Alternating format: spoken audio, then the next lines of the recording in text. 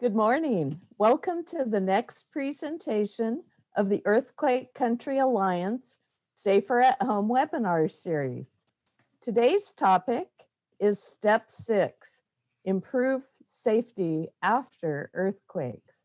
My name is Janet Ruiz. I'm the Director of Strategic Communication with the Insurance Information Institute. I'm also the Media Bureau Coordinator for Earthquake Country Alliance Bay Area.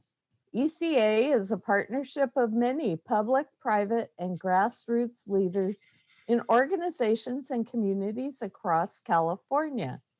Everyone can join our mailing list to get updates about future webinars and other activities at earthquakecountry.org/alliance.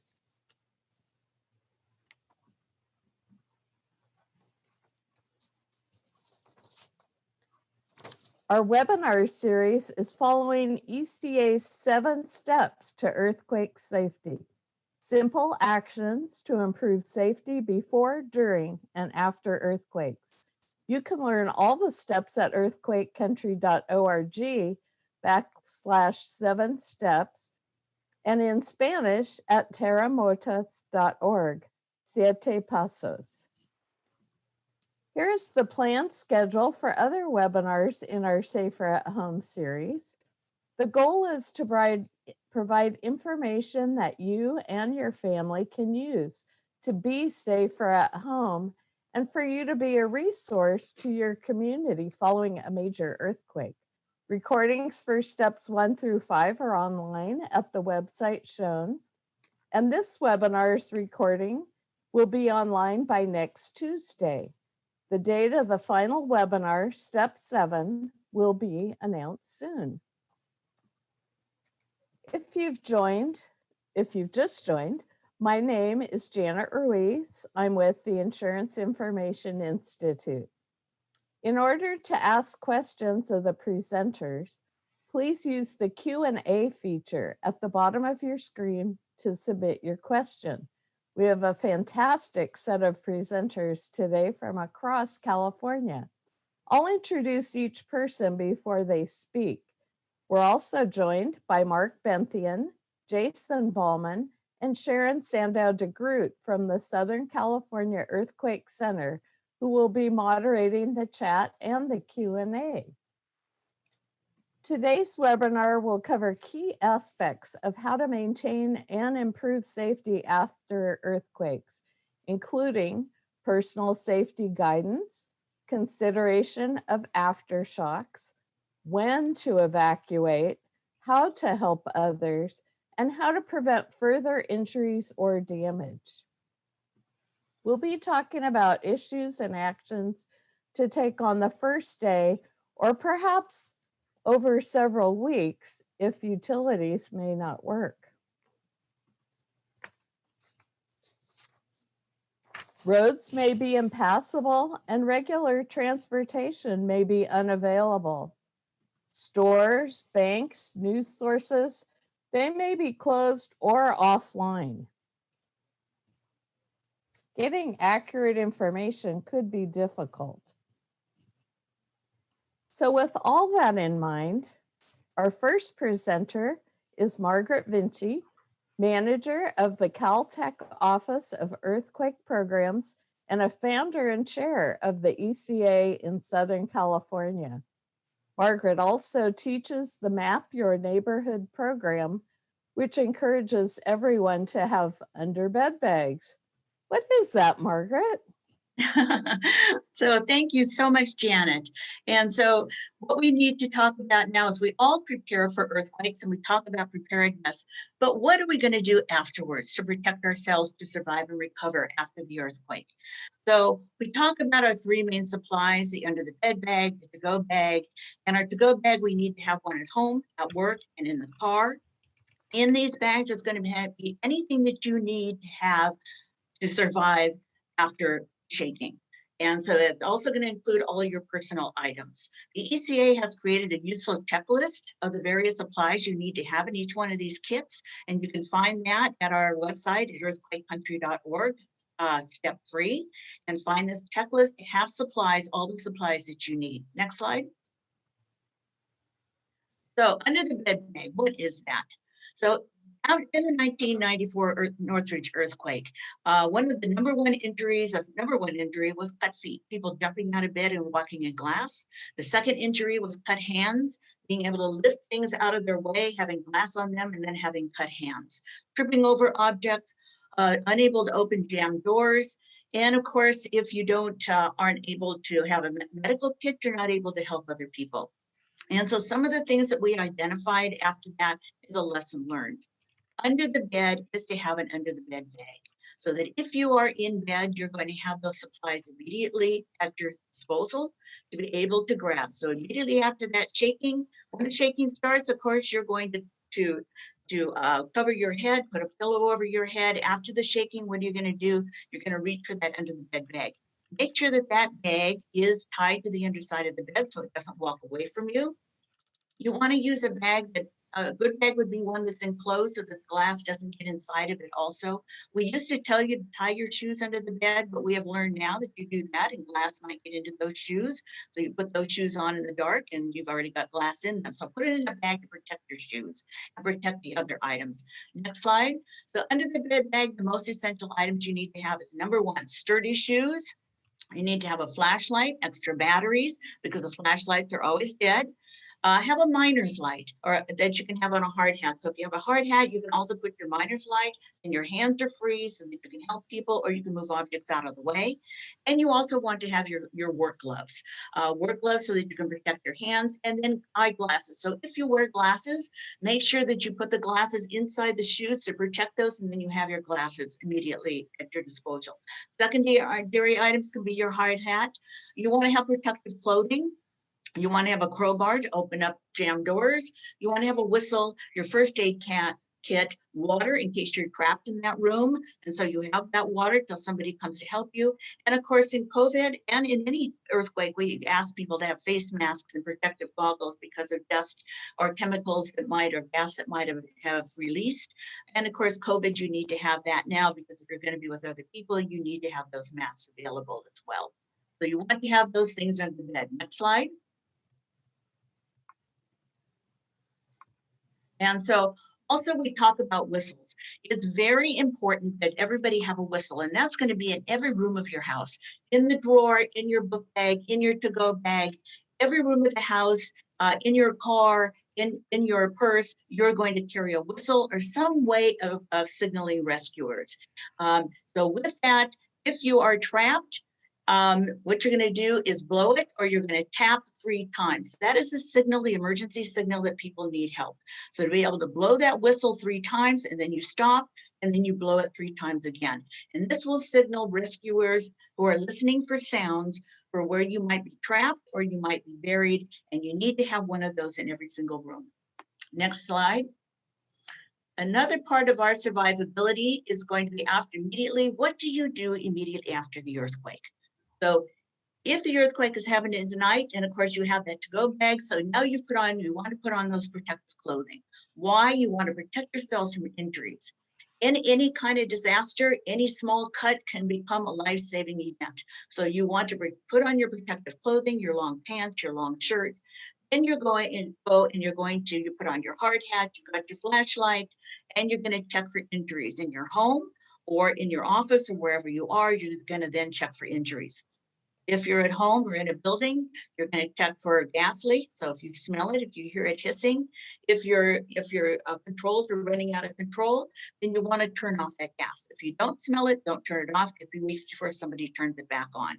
You also want to turn off the water to the house. Why? Because in your pipes is good water. You want to protect that from any contaminated waters, from breaks in the wastewater pipes out in the street. But you also want to avoid any flooding in your house. So turn off the water to the house, not the street, but to the house. So you then protect yourself from any flooding and you have that good water. Then before you leave the house. So in a program called Map Your Neighborhood, we teach neighbors to then, first of all, put on the protective clothing. And then before they leave the house, you want to grab your to-go bag that's in the closet. So you had your under the bed bag on, you have your clothes on, you have your immediate supplies. Now you grab your to-go bag. In that to-go bag is going to be all the supplies you need for 3 or 4 days. It's going to have your cash. It's going to have a radio. It's going to have your whistle, a knife. It's going to have your medications. It's going to have an extra pair of eyeglasses. It's going to have all your hygiene items. It's going to have important documents, toilet paper, and it's going to have your mask and your goggles. So you're going to grab that to-go bag before you leave your house. You're going to put a sign in the window that says you're okay, and then you're going to go to your meeting place. So with programs like Map Your Neighborhood, you've already identified that meeting place in your neighborhood, and you're then going to go to that meeting place. Next slide. We also need to be very cognizant of people with access and functional needs. And one of the reasons for creating the Map Your Neighborhood program was to identify people in your neighborhood that might need help. So everybody, whether you have a functional need today, you may have one tomorrow. So everybody needs to have a personal support team, at least 3 people in your neighborhood or in your close by or at work that can then know some of your needs and can assist you immediately. And so they also know what kind of devices you need to use, and they drill and practice with you. It is very important that anybody have in this position, and we can all find ourselves in this position. So you need to have extra supplies, your medications, your personal helper also needs to know what your contact information and any supplies that you might need, like for hearing aids, batteries to the hearing aids, feeding equipment, oxygen supplies, anything that might be pertinent to you, these people are going to know. They're also going to practice how to maybe carry you, because elevators may not be available. We don't want you to get into an elevator during an earthquake. So getting down those stairs and having a device that they can then carry you, or know how to do a fireman's carry, that they can then carry you down those stairs, and then drill that plan. Also be able to know, always keep your exits free and open, especially for people that have access and functional needs, or people that might be hard of seeing. So make sure that anything is tall is secured to the walls. Anything that can fall over and block your exits, that those are removed, and you can do that ahead of time. And that's for all of us, to make sure that those exits aren't blocked. Make sure that you have an alternate route for those exits. In case that exit is blocked, that you have an alternate route for that, and then you have another way of getting out of there. Next slide. And see, these are some of the ways that you can utilize is the quake hold. You can also use straps, flexible nylon straps that you can attach with Velcro. And this would be for televisions. This would be for bookcases. This would be anything that might fall and then block your exits. These are some of the resources that we have available on our website for disabilities, and it walks you through all of the supplies, how to secure your space, supplies that you might have, setting up personal contacts, and having those helps with you. Next slide. So communications also is very important. So Red Cross actually has a Safe and Well website where you can sign on to. You can hit the I am safe button, and this will send a message to all of the people in your family, your friends, letting you know where you are and whether you are safe. Also have your family emergency contact. So being able to then contact somebody out of the area. When you can send one message, one phone call, and then you stay off the phone. With your landline phones, don't keep picking up the phone and keep trying to call people. You want to stay off the phone so that you get service faster if it needs to be restored. If you don't have service on your cell phone or a way to communicate, make sure that you know somebody in your neighborhood that is a ham radio operator. So they can send an NTS National Traffic System message to your emergency contact and be able to then have that communication. Also, you need to stay informed. Every city, every county has a place where you can sign up for notifications. Notifications of any disasters that are happening, any red flag days, any floods, and you can sign up for those. You can go to the, like LA County, you can go to their website. They will have a list of all the 88 cities and what is the connection to each one of those cities. And you can then sign up for those. Also know your local emergency radio channel. So you are always told to turn on the radio get information, but you need to know what channel is local to you. So find out what your local city channel is. Again, know your ham radio operator at work or at home. Always keep your gas tank half full so you can charge your phone, or you can listen to the radio in your car, and also have a charger to be able to charge that phone. Another resource is earthquake early warning. So go ahead, and we now have for public alerting, there are 3 apps that you can download for California. Right now is My Shake app, the Shake Alert LA app, and the Quake Alert USA app. And so these you can download off the App Store, and these are for California. These are apps. And we also have push notification. This is the wireless emergency alert system that will be for national. As well, if you have an Android phone, then you can go to the Google and it's automatically sent to you through an Android phone. For Oregon and Washington, that should be available in 2021 to have these apps available in your area as well. Next slide. So one of the key things we need to know is always situation awareness. Always be aware of your situation around you, whether there's downed electrical wires, electrified water, spills, damaged masonry. These are secondary effects to earthquakes, is landslides, fires, tsunamis, and aftershocks.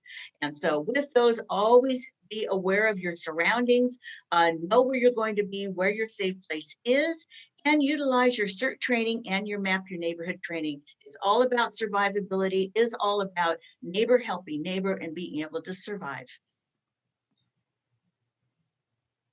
Thank you, Margaret. That was fantastic. I realized that one thing I don't have is the whistle. So I'm going to add that to my preparedness kit, and now I know that I need a few whistles. So awesome. Before we continue, we'll pause for questions for Q&A. Sharon? Hi, Margaret. We have one question from Jean. What is the recommendation for earthquake auto shutoff valves for gas lines?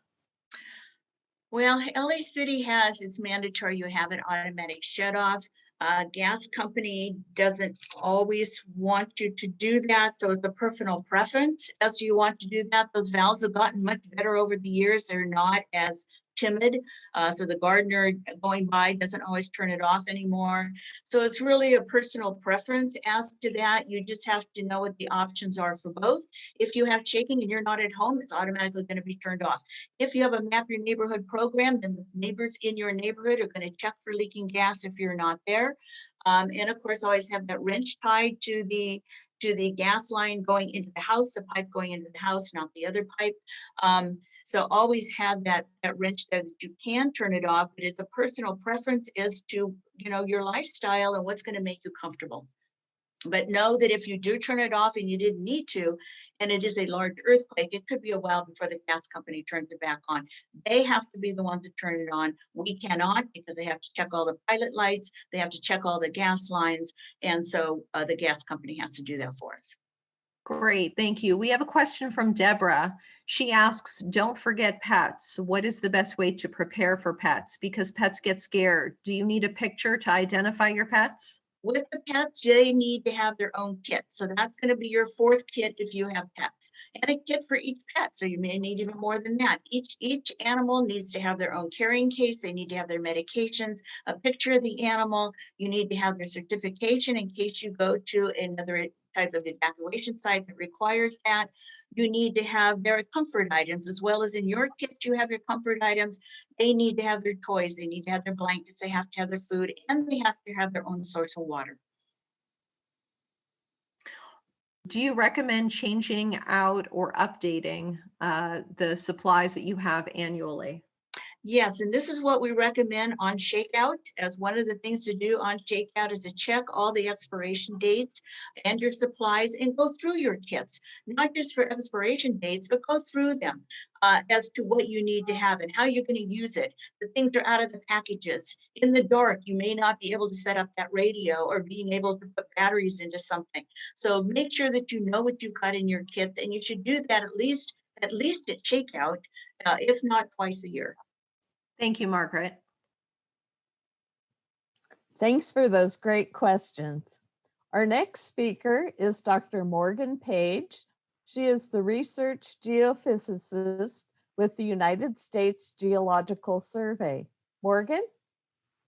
Hi, everybody. Nice to be here. I'm an earthquake scientist, and one of the things I study is aftershocks. Next slide, please. I'm going to talk a little bit about how scientists model aftershock occurrence. And we actually model aftershocks like epidemics, very much like a contagion or a virus spreading through a population. A lot of the math that we use to model aftershocks is the same. So some of this may sound a little bit familiar. Hopefully not too triggering. Basically, all earthquakes can potentially trigger additional earthquakes or aftershocks. But big earthquakes can have the potential to trigger more earthquakes than smaller earthquakes. So they're kind of like the super spreaders, if you will.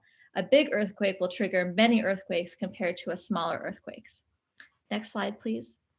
So many generations of triggering are possible because all earthquakes can trigger additional aftershocks.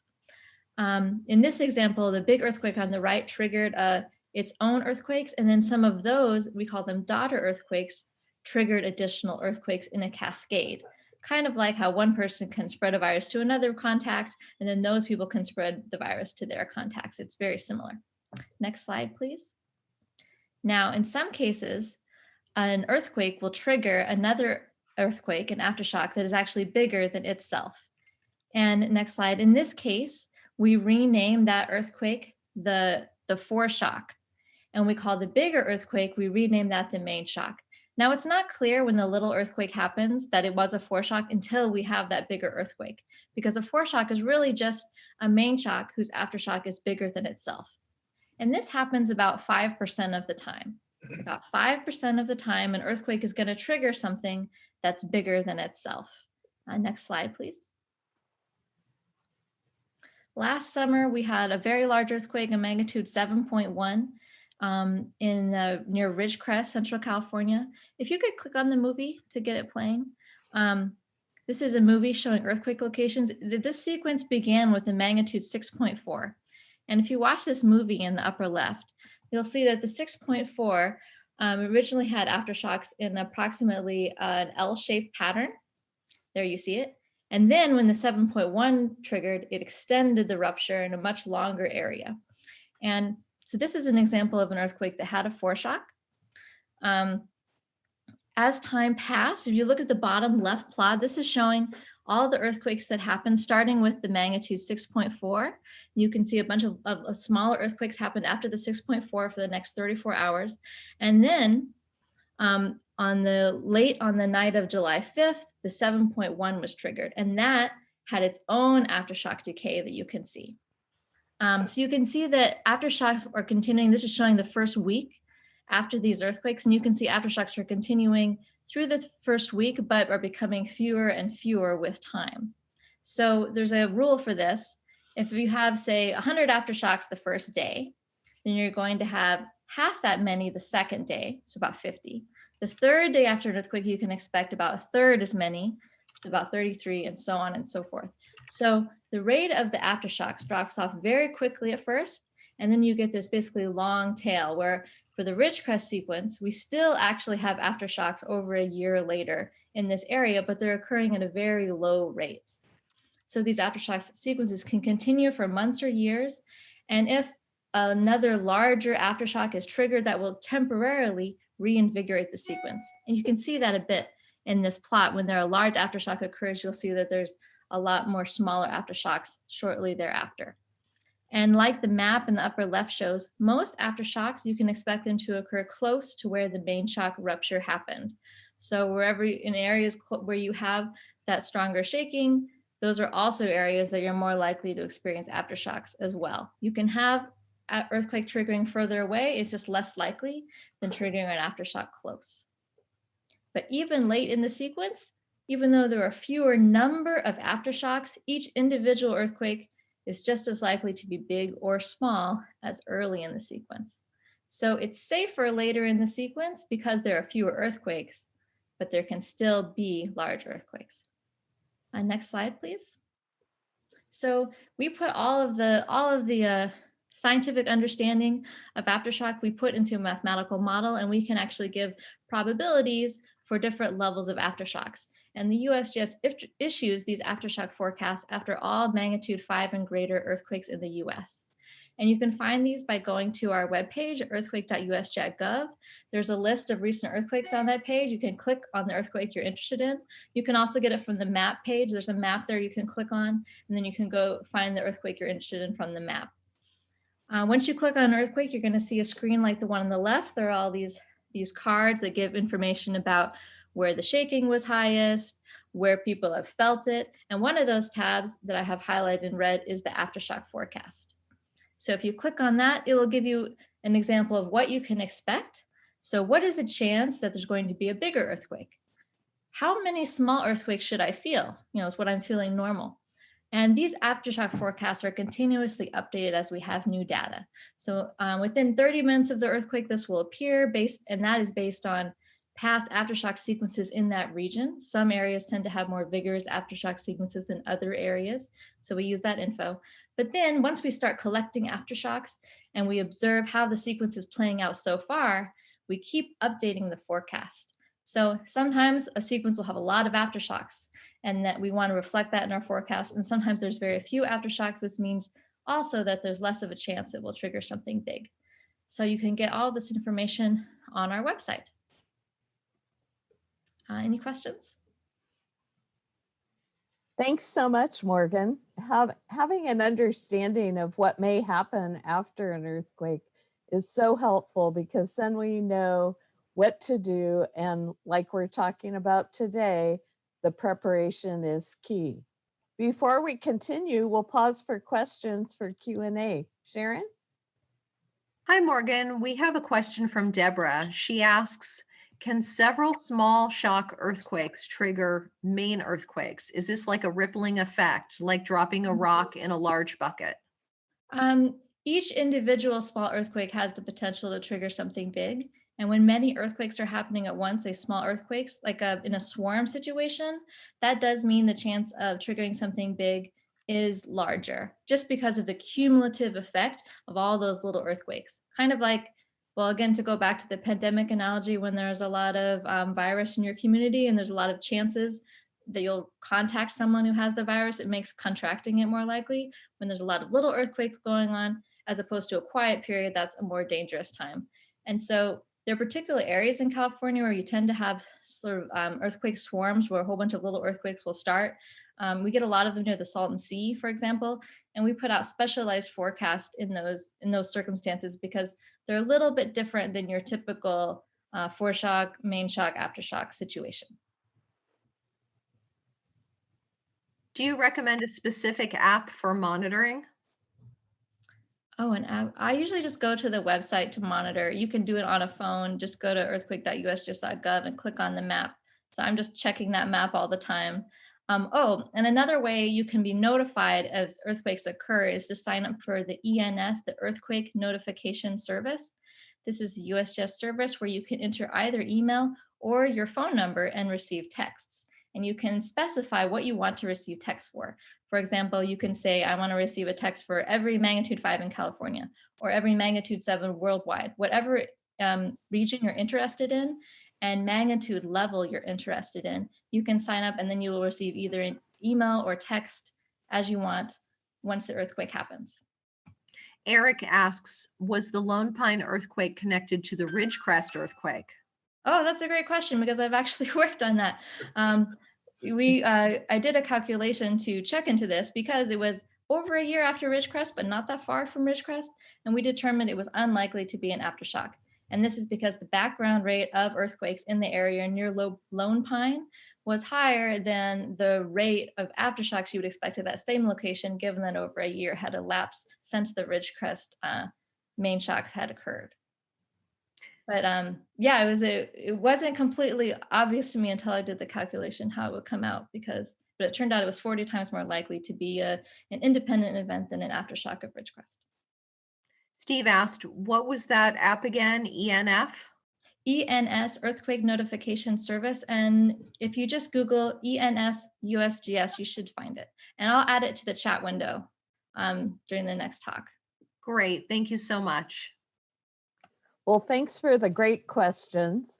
I think back to Loma Prieta in 1989 when I had no mobile devices. And now we can load all these things on ahead of time so that we have great information as it's happening. Up next is Glenn Granholm. He's the Vice President of Safety Proof and a member of the ECA Business Committee. Take it away, Glenn.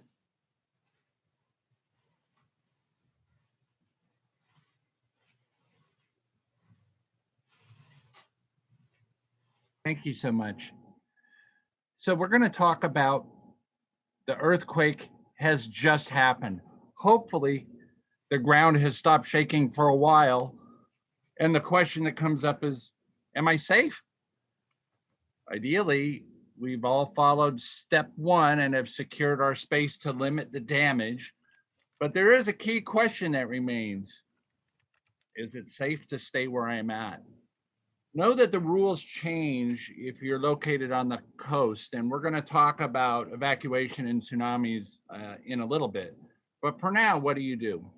Well, since there's a 50-50 chance that this earthquake will happen at night, and a power outage is very common in large earthquakes, almost a given, then it's probably a pretty good chance the lights are going to go out. And that does not necessarily mean that you have to evacuate.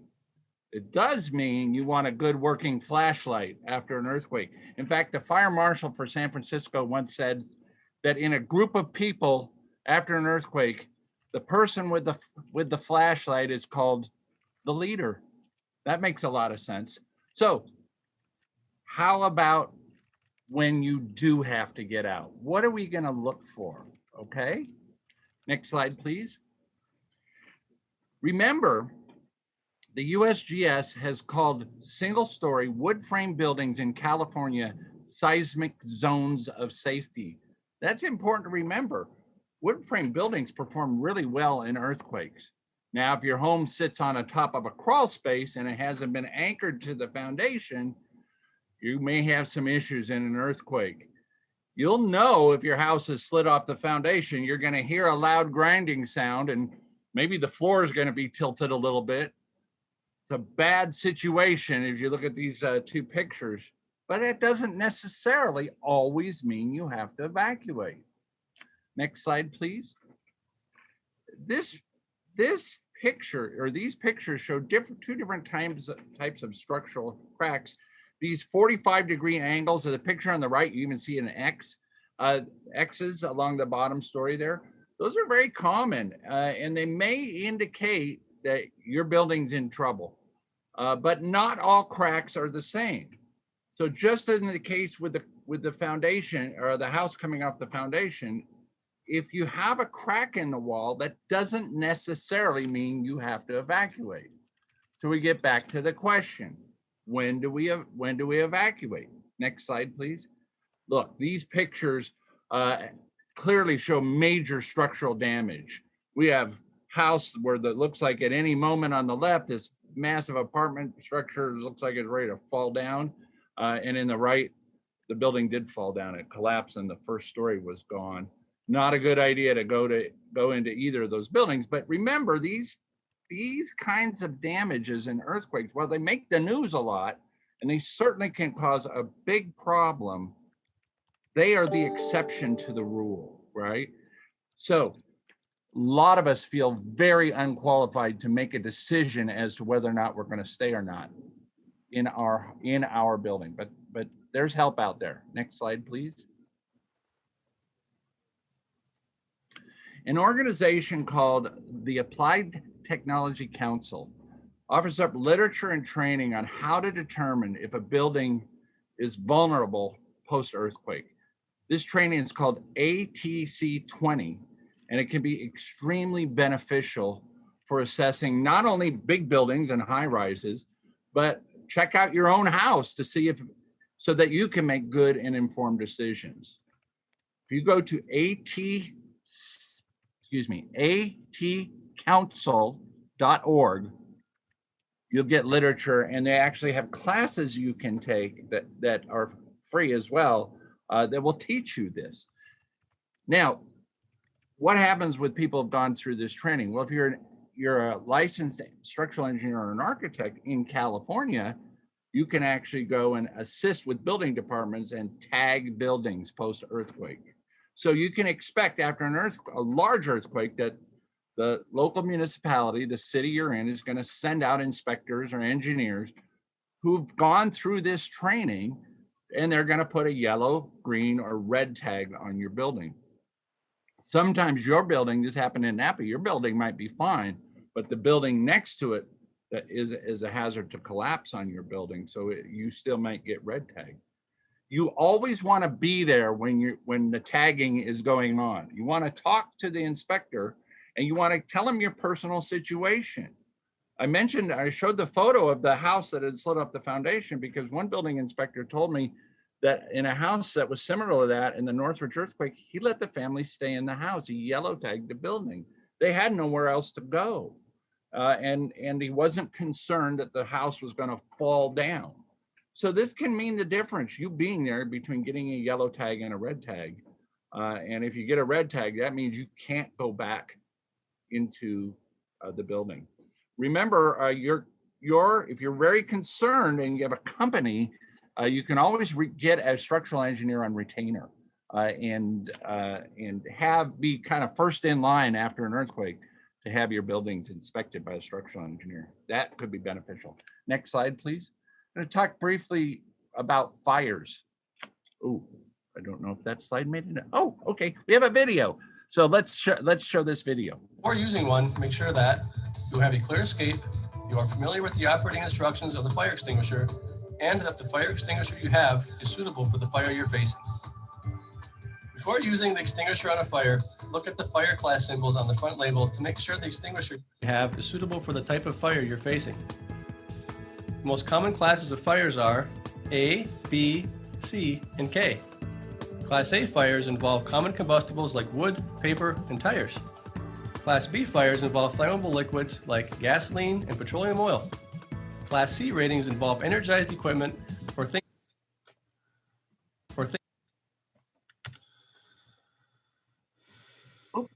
Hold the extinguisher upright and pull the pin. Next, stand 8 to 10 feet from the fire and aim the nozzle at the base of the fire. Do not get too close or aim the nozzle too high. Once the nozzle is aimed at the base of the fire, squeeze the levers together to begin discharge of the fire extinguishing agent. Maintain your distance from the fire and sweep the nozzle from side to side, sweeping 3 to 6 inches beyond the right and left edges of the fire.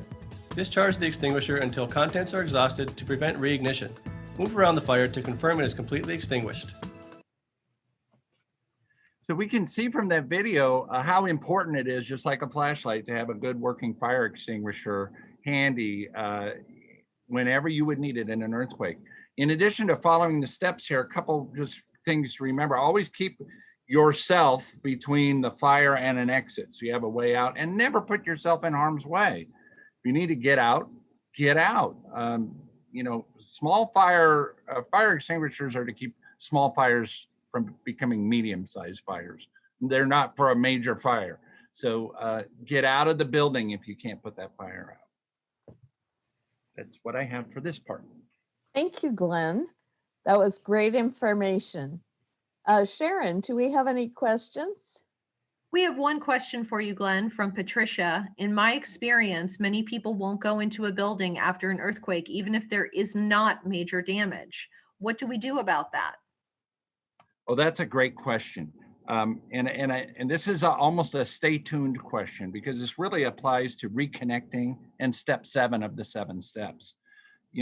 Recent studies have shown that there is a massive amount of PTSD that can happen after big earthquakes. A study after the 7.8 earthquake in Nepal showed that about 2/3 of the people were suffering with major trauma because of the earthquake.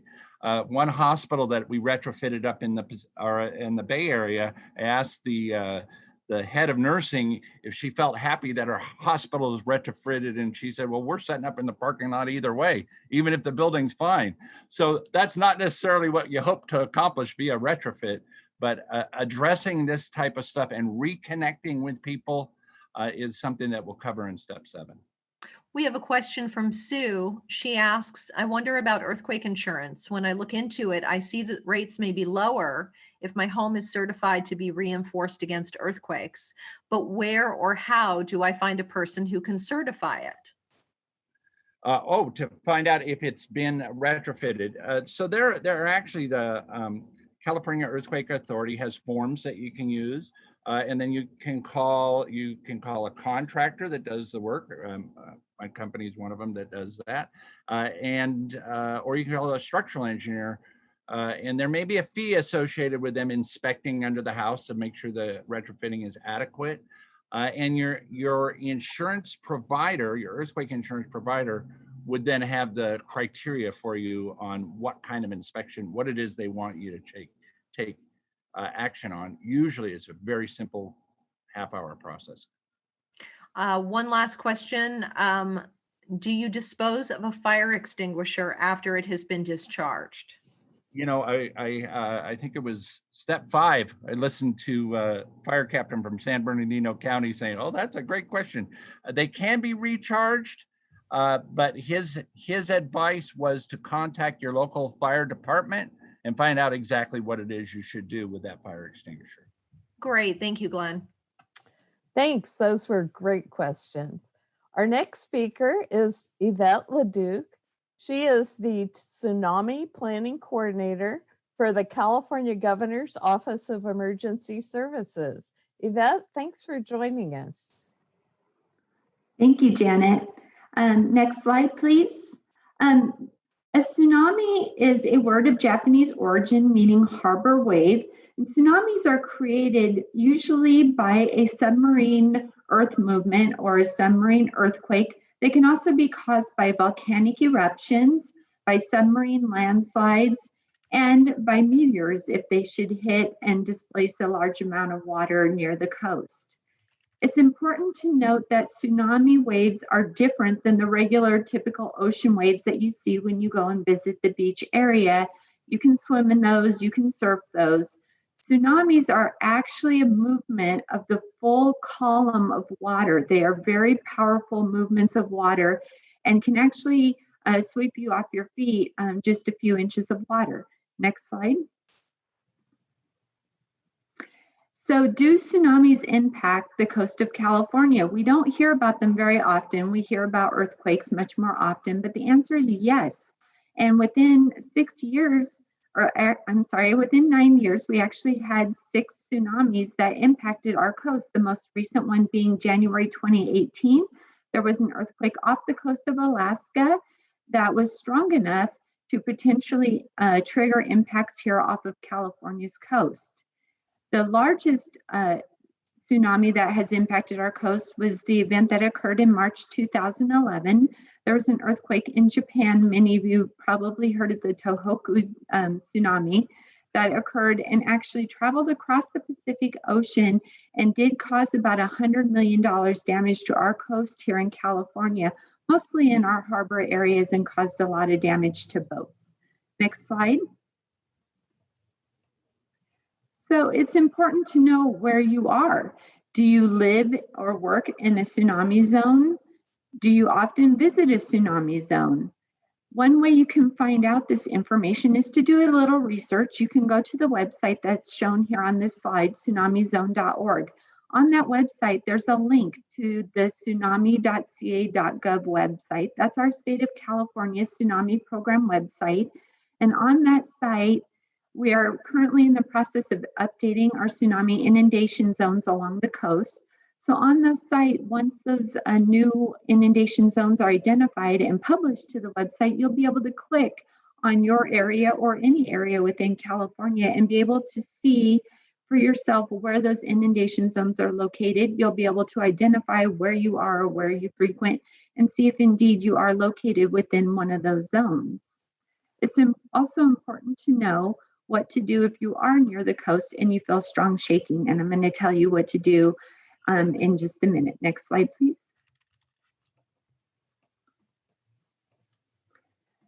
So it's important to take a look around you if you are in the coastal areas And look for signs. If you are in a zone, you can see on this slide, there's many different types of signs that we use in our tsunami program. We have signs that say you're entering a tsunami hazard zone or you're leaving a tsunami hazard zone. Most of our coastal communities do have these signs posted.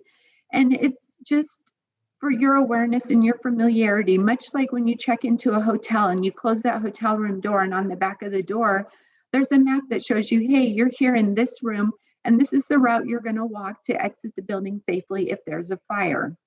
These signs throughout your community show you that if you're in a zone, and up in the upper left corner, you can see one of our tsunami evacuation route signs with an arrow. If you follow this arrow, if you follow this route, this is the way you can exit the coastal areas safely if there is a tsunami that may impact your community. Next slide, please.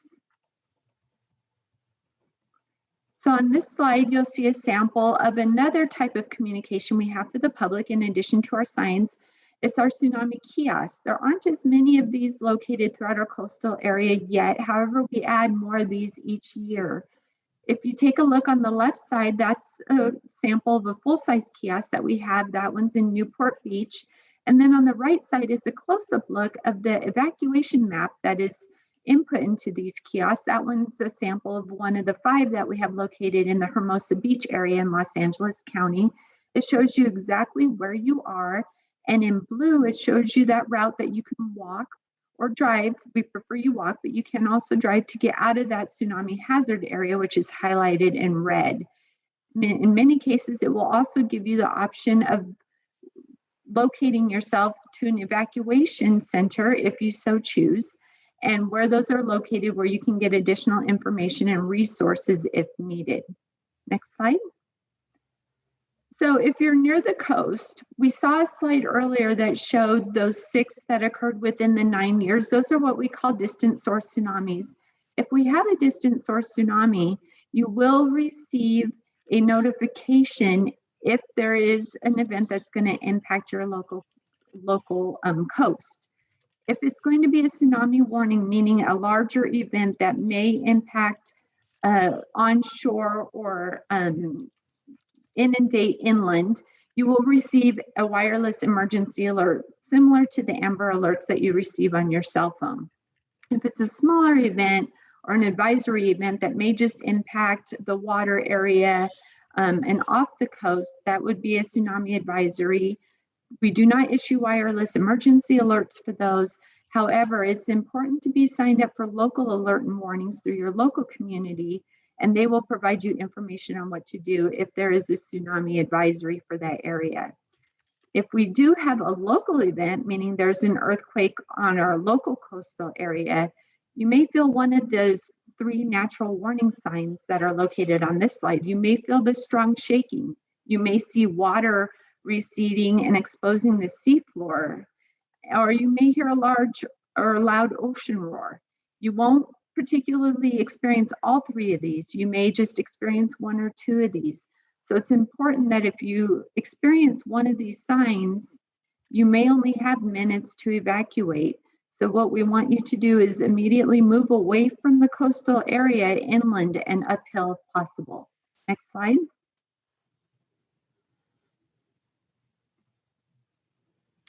So what should you do? The first thing is to be informed.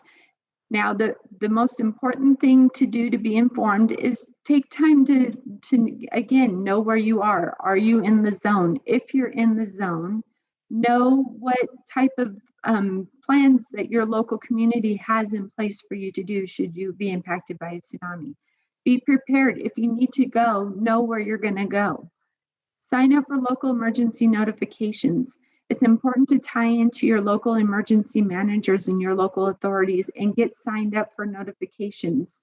Most of them have websites that have instructions on how to do that. And in addition, on those kiosks that I showed you on the previous slide, there is information. I know it was hard to see in the slide, but that information in the lower right-hand corner does have instructions on how you can also sign up for local emergency notifications. Listen to the instructions from your local emergency responders.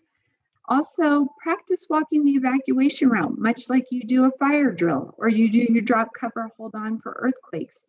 practice walking the route that you would take to either get out of the area or, as I mentioned before, walk to your local emergency evacuation center.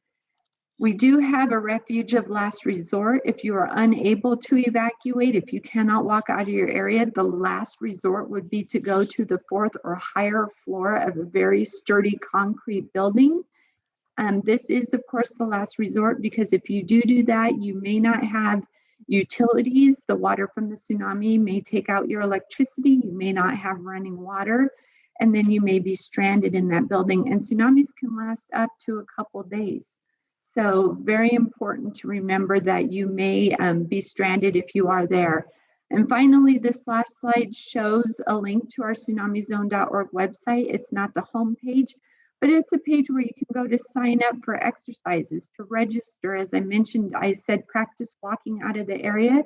This is a place where you can go get linked into any of those exercises that are going on in your community. You can become a part of that and know where you need to go if there is a tsunami in your community. Thank you. Thanks, Yvette. We are running a few minutes short on time, but I want you all to know that we will also stay behind afterwards for those who can, and you can ask more questions. Sharon, do we have one question for Yvette right now? Yes, a question from Maria. When will the tsunami zone map be updated? Thank you. So we are actually in the process of updating the tsunami inundation maps as we speak. We've completed them for a couple counties, so we anticipate having the entire coast done by the end of 2021. And those will all be posted on tsunami.ca.gov. And if you forget that website, you can go to the tsunamizone.org website, and there is a link on the tsunami.zone.org website that will take you to the tsunami.ca.gov website where those maps are available. Thank you, Yvette. Next, we have a discussion on helping the injured after earthquakes. So up next is Scott O'Connell. He is the Regional Disaster Officer for American Red Cross Central California region. Take it away, Scott. Awesome. Thank you so much, Janet. So the first question I want to ask, which some of you I know have probably been through the CERT program, so you've probably heard this before, but who is the most important person on this call? You have a lot of stellar speakers here, and I can tell you it's not any of them. Perfect. Already seeing some comments coming into the chat. Absolutely. The most important person on this call, you. You are the most important person on this call. And so we have to make sure that we keep that in mind with everything that we're doing, because if you don't worry about your own safety, then you're unable to take care of anybody else's. And so getting started in the first steps of kind of first aid after an earthquake, one of the most common things people forget to do is call 911. And that seems so self-explanatory, but we train so much on you may have phone lines down, you may have these things down, that people just automatically assume the phone won't work during an earthquake, so they don't even try to make that call to 911. And if there is, so if you do find people that have serious injuries, make sure that you call 911 to be able to report those so that they can get expert help out there quickly. The next thing that is really important right from the beginning is being that California is full of a bunch of humanitarians that all want to take care of people. We want to make sure that we don't do harm to anybody. So do not move any seriously injured people unless they're in immediate danger of further injury. And so that's really important. Next up, I want to go into a little bit of our first aid. This is not a first aid class, and so I can't go through everything for you guys on this, but one of the things in a lot of the first aid kits you get is going to be a little like instruction card that'll walk through some of the instructions on how to do basic first aid. Obviously, we recommend that you go through a first aid class as well. But in this, we have a link for the Red Cross First Aid app. You can look in the Google Store or the App Store for that. It's a great app. Middle button on the bottom says if you're currently having an emergency. Click that and it gives you a list of options. And so here's the first step for bleeding control in that app. And so if you walk outside, see somebody's injured, you have a family member that's injured, you can pull up that app and be able to figure out really quickly what to do if you're not sure what to do, just based off of using that app. And as you can see, it gives pretty clear instructions on how to go about doing that. And again, this is just the first step of about 4 to 5 steps for bleeding. And so highly recommend downloading that app. We all kind of forget our training a little bit, especially if you only do it every 2 years. And so this app can kind of act as that refresher before disaster for you to look things up. And also once that earthquake does occur and you do have a first aid need, being there in a pinch to kind of coach you through that. If the person has no pulse, begin hands-only CPR. This is something that is a little bit newer as well. For different reasons, people haven't wanted to perform mouth-to-mouth resuscitation. Even during COVID times, that's going to be even more true. And so studies have come back and shown that we have oxygenated blood in our system that we can continue to pump by doing compressions only. And so lots of organizations, fire departments, the Red Cross this year is taking on doing hands-only CPR classes as well. With COVID, that's a little challenging. So once we're able to get back out in person, monitor your local Red Cross to be able to see when we're going to be hosting those hands-only CPR classes. But when you get the slides available online, that link will take you to a hands-only CPR section of our website and show about a 2.5-minute video of how to perform hands-only CPR in the meantime until we are able to get back and show you in person. And as I said, this is not meant to replace any training. Couple minutes, just kind of go through some high level stuff. Take a Red Cross first aid and CPR training course. We have disaster preparedness classes, whether it's Be Red Cross Ready. If you're at a business, we have Ready Rating, making sure your business is prepared for that earthquake or any other type of disaster. Blood is always something that we need to have donated. And again, download our emergency app. That's separate from the first aid app. The emergency app's going to be letting you know of different disasters. Lots of the red flag warnings that were throughout all of Southern and Central California were popping up on that app. And I did see a question earlier. We also have a pet first aid app as well. And so if you do have pets, make sure you download the pet first aid app too, because that's always important. Slight sidebar on that. I used to be a 911 dispatcher and I used the Red Cross Pet First Aid app to help give people advice on what to do for first aid for their pets when that wasn't part of the 911 training. The other important thing that I say out of all of this is know your neighbors. I talk all the time as a CERT instructor about being having your toolbox, and your toolbox isn't this giant red toolbox that has hard tools in it. It's everything. It's the knowledge that you have. And I lived on a little cul-de-sac and my neighbor had a bulldozer. That's a pretty big tool for our toolbox. So understanding what we would do in a disaster and how we would help each other, understanding who the elderly or at-risk community is really helpful to be able to have that work out. And in our class, we have insert, they pour into that a lot as well. You got to help yourself first because you're the most important person in the room, and then you've got to help your neighbors, and you do that by having that relationship before they get there. And so look up online, check to see if your city or county is hosting a CERT class. If not, reach out to your city or reach out to the fire department to see if they could set one up. And they are in most areas already. And with this, we've talked about some of these programs already. There's lots and lots of neighborhood programs that exist around. Here's 3 of the most popular ones with Ready Your LA Neighborhood for the greater LA area, Map Your Neighborhood, which there was some comments in the chat about further about what that is about.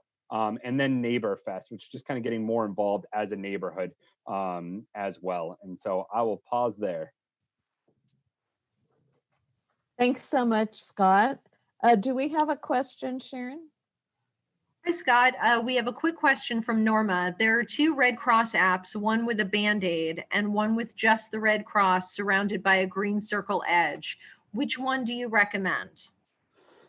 I would recommend every Red Cross app, but for first aid, I would recommend the Band-Aid app. That one is going to get you everything you need for the initial first aid. Great. Thank you so much. Absolutely. Thanks, Scott. We have one more presentation from Glenn Granholm, the VP of Safety Proof. So Glenn, take it away. And also, this is Mark Benthian. Just everybody, we are at noon. We apologize for running a bit late. We do hope you stay for Glenn's excellent presentation about how to prevent further injuries and damage. And then we will have Q&A that will go continue afterwards, as long as you're still asking us questions. Thank you. Yeah, this is running a little long because we have so many great questions. It's fantastic. So we've discussed assessing structural damage and potential fires.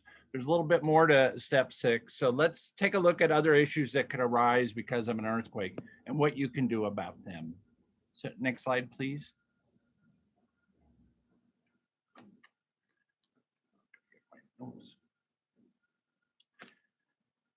So how do you know if you should shut off the gas in your building? Margaret touched on this a little bit. Shut off the gas if you suspect a leak because of broken pipes. You're going to have the odor, so you'll be able to smell it because they odorize natural gas. Or you could look at the meter if it's spinning around. You remember that if you turn off the gas company needs to turn it back on. Now, if you don't know how to turn off the gas, or for that matter, you don't know where to turn off the gas, today is the perfect day to learn that. So just put in your search engine, how to turn off the gas. And you'll get all kinds of information there, and you can become an expert right now on how to do that. It's not that difficult. Remember, don't use candles or matches after an earthquake, just in case there's a gas leak. Use your flashlights, battery-powered lights, or light sticks. And we also had mentioned we can get automatic gas shut-off valves, and you certainly can get information on those online as well. Now, we're going to talk about 3 types of electrical issues that could arise in your house because of an earthquake. First is major damage to your building's electrical system. That can happen, but remember, most of the electrical wiring is in walls, and it's going to be fine. The whole house is moving together, but if a wall falls over, if there's structural damage, probably you're going to have the electricity, the wiring damaged as well. So the idea is that you're going to want to know how to turn the power off at the main breaker, just in case. This is a very rare aspect of damage that occurs in earthquakes, where you have the whole building has an electrical problem going on. But learn, again, find online information on how to turn off the power at the main breaker in an earthquake, and how to be able to do that safely. Next slide. A little bit more common here. We see a picture of a television that has fallen down on the floor, and TVs these days are skinny and tall. What's the best option, of course, is to secure things that could fall over. But sometimes those aren't secured, or we don't secure everything, and things can fall over or fall off and still remain plugged in. Remember, the power might go off in an earthquake. That's the time to go unplug damaged appliances. So the idea is we don't want a fire to start once the power comes back on. Mark, I think the next slide is the video. Is that right? Before we go to that, I'll show you that in a minute. Down power lines. We see these are actually, I think, from Christchurch. Just stay away. Consider them energized. Don't touch them. Don't go near them. If you need to call 911. This is appropriate. Call the electric company, the PG&E or whoever it is that serves you, Southern California Edison, and let's get this addressed. But definitely don't ever try to do anything on your own to address something like this. Now back to that video. So I wanted to show you an appliance here. So this is a shake table video. Go ahead and keep right on that.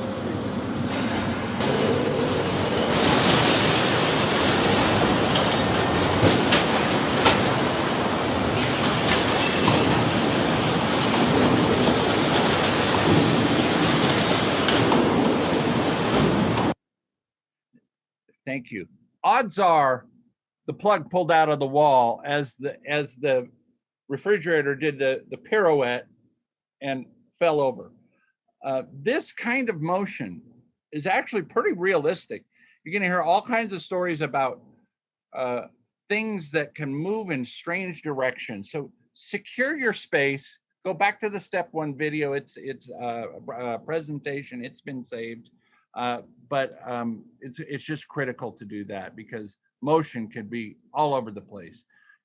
Kitchen falling items, kitchen cabinets. On the left, it's really obvious that the cabinets have opened and everything had fallen out. On the right, take a look at the cabinets. The cabinets themselves are closed, but stuff is still all over the place. It's not because this person was a messy housekeeper. It's because in the earthquake, everything fell out and then the cabinet's doors closed again. So doors, anything, storage units, closets, think of that. Just be aware of that when you're opening things back up following an earthquake. And they do now make earthquake activated latches that will lock doors in strong shaking. So you can look into those. Those are called Seismo latch. And those are very effective, have been shake table tested. Not every spill is the same. If we've got jelly and Wesson oil on the floor in our kitchen, very common. Home Depot and Ridgecrest had ammonia and bleach on the floor, which caused a deadly gas. So what's the idea here? Clean up what you can clean up. And if there is something potentially hazardous, we've got bleach, ammonia, gasoline, or some other fuel, stay away. And that is enough to cause you also to evacuate a building. If you've got bleach and ammonia in particular, and you've got a gas cloud coming, get out. And then briefly, I'm going to talk last thing about damaged chimneys and walls. Falling down chimneys happen a lot, even in the Napa earthquake, 6.0 earthquake, where we have this unreinforced masonry. Sometimes unreinforced masonry is on the outside of the house. It's called cladding, and it's just an architectural feature to make the house look pretty, and it's not actually holding up the house. So these non-structural elements are something to be aware of in your home. It doesn't necessarily mean that your house is beyond repair and you got to evacuate. I mean, if you lived in this house and the chimney has fallen into the yard in the earthquake, you probably can stay in that house after an earthquake. So it's just something to be aware of, that this cladding or these unreinforced masonry portions of building are not necessarily the structure. And if in them falling, they haven't damaged the structure, your house is probably okay. Thank you, Glenn. We're going to keep moving here in light of time. And again, we will be available for questions after the presentation if you can stay on.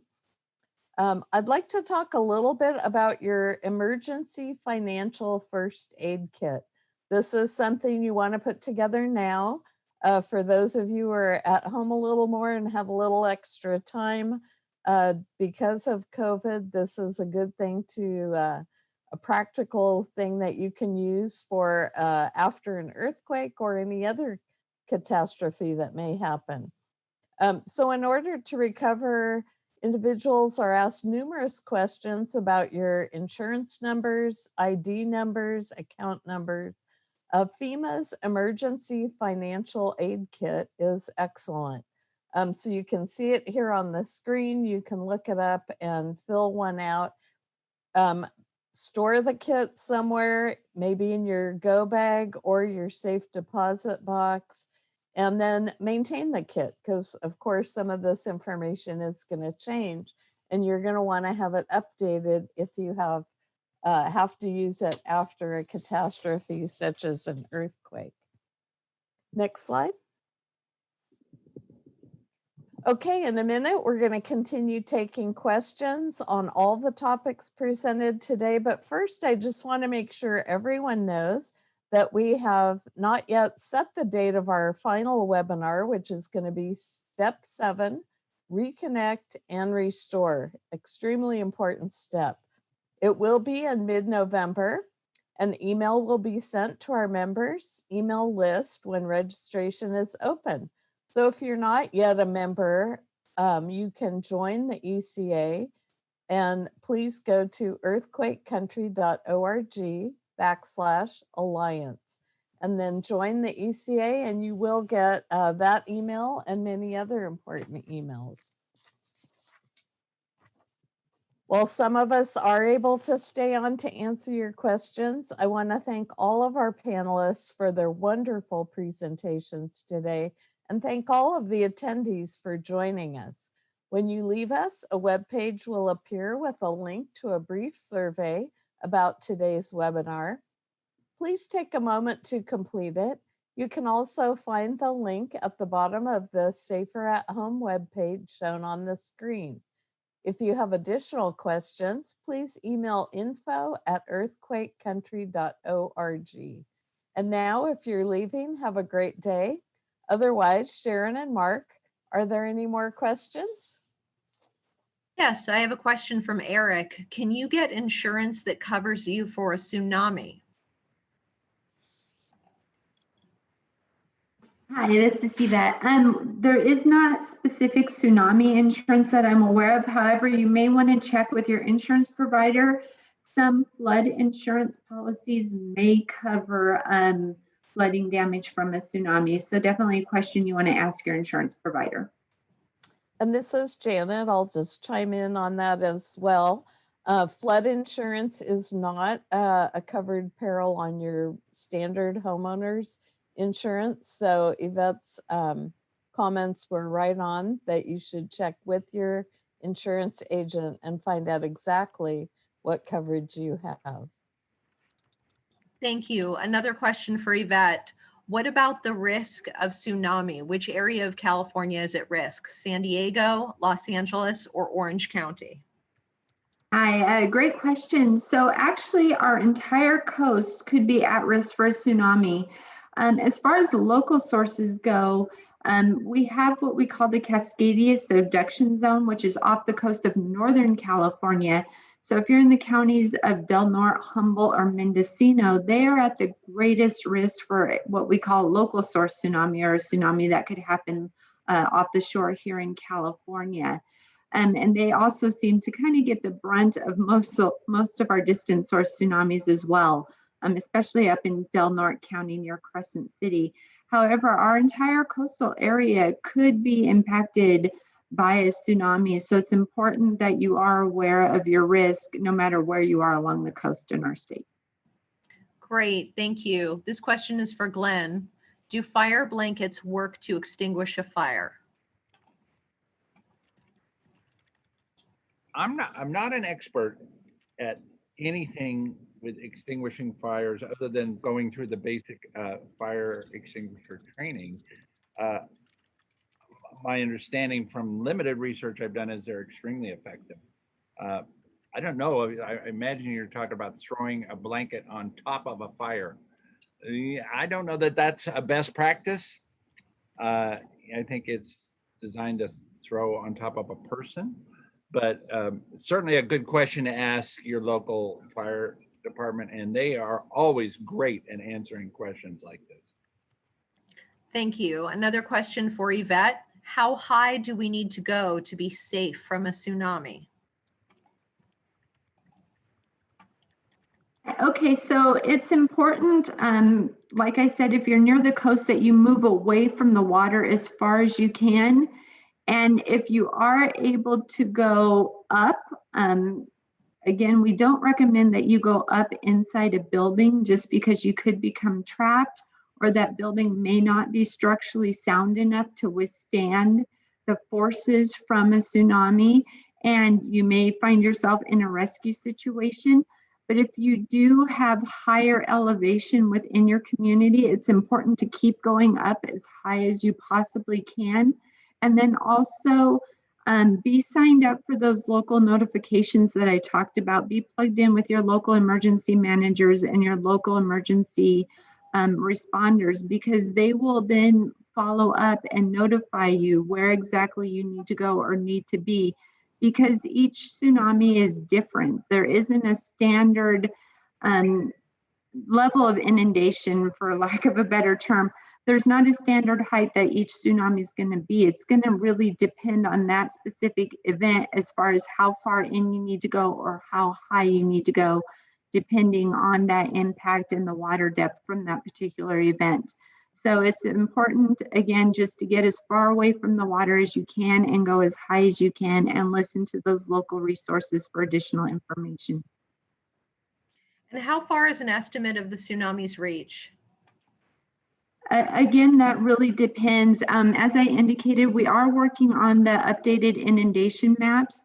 Those inundation maps that are going to be available on the website will show the maximum inundation. So what we do is we take the worst case scenario and we determine how far inland that the water will go based on that worst case scenario. And that's how we define our inundation maps. But then not every tsunami is going to be a worst case scenario. We may have smaller tsunamis that may only impact a foot or two inland, or it may not at all. It may just impact our harbor areas. So each event really is different. So you do need to listen to your local resources to determine what the impacts are from that particular event. Great, thank you. Another question, actually 2 questions for Glenn. First off, how do you arrange to get a home boarded up after an earthquake? And second off, if you have personal waste, who do you contact for coming to retrieve this kind of waste? Wow, 2 varied questions. There are companies that actually do board up servicing, and if memory serves me right, it would be glass companies. People that install glass also offer board up services. I know Harbro is one company, and I don't know if they've had a company name change, but companies that do like the post-disaster cleanup, they do board up services. I know after an earthquake, those are in high demand. Glass companies, board up services, and all this industrial cleanup. Human waste. It's not, I don't know that necessarily applies here to this step, but you know, utilizing some sort of splash retardant like a mulch or I've heard cat litter. If it's treated correctly, and you can find out how to treat it correctly online, it can be it can be bagged up and put with the regular trash, but you have to have it treated right in order to do that. So I would research that online about how to treat the waste. We were thinking like line the toilet. If the water's out, line the toilet with a industrial bag, put in this mulch or cat litter, use it, and then tie it up, and should be able to haul it away. Great, thank you, Glenn. And one more question for, I believe, Yvette. How do first responders prioritize rescues after a tsunami?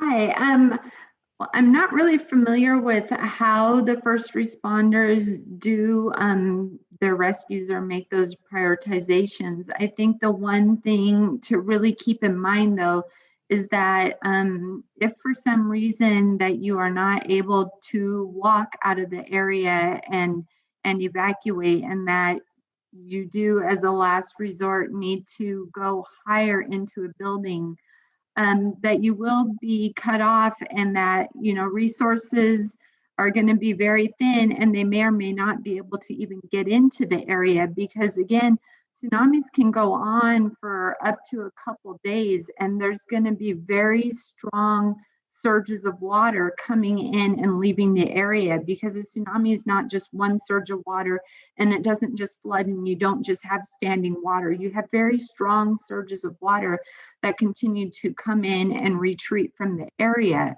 And so it may be some time before first responders can get into the area and rescue people if they know that you're there. It may be difficult for you to even reach responders because again, you may not have utilities, you may not have electricity, you may not have running water. And if you don't have a charged cell phone with you, it may be difficult for you to reach people. So those are important things to keep in mind. But again, a tsunami could go on for a day or two. And I'm not familiar with how the first responders set their priorities for rescuing people, but just know it may be a while before they would be able to get to you because of the danger of the situation. And then it's also to keep in mind, much like after an earthquake, you may have down power lines, or you may have sewage in the area, or down trees, or blocked routes, and it may be difficult for them to access you much in the same way it is after an earthquake or floods or other disasters that occur. So it may take a while for it to be safe for responders to re-enter the area. Well, thank you so much. These were all great questions. We appreciate all of the participation, and we'll see you at step 7 in mid-November. Thanks again. Take care.